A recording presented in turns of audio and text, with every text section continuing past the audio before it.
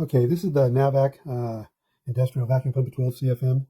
It's $3,000, and mine is a 1.5 horsepower 14.4 CFM dual stage monster pump for $224. So 2,968 versus $224. I'm going to go with mine. Now mine gets down to as low as when I just got done doing a 18,000 BTU system.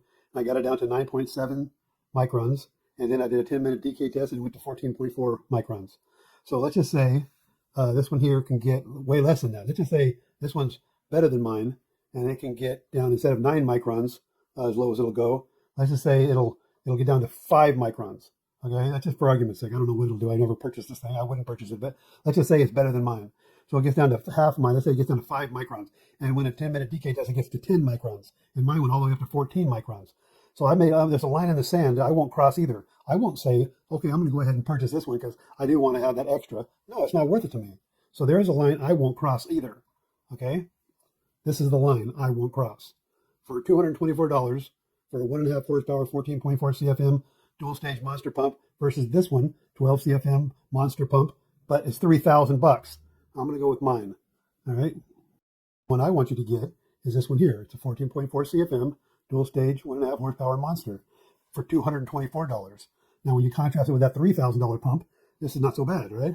And some people are telling you don't need to have this one here. This one's $224. You can get a good one for $150 or whatever. Okay, there's a difference between that $50 and this one here. Like, for example, I just showed you the JB pump, which is $449 in the last video I did last night. And it got way worse than this one. Okay, that was for a $450 pump. You can't get a good pump that'll be anywhere close to this for anywhere close to the money.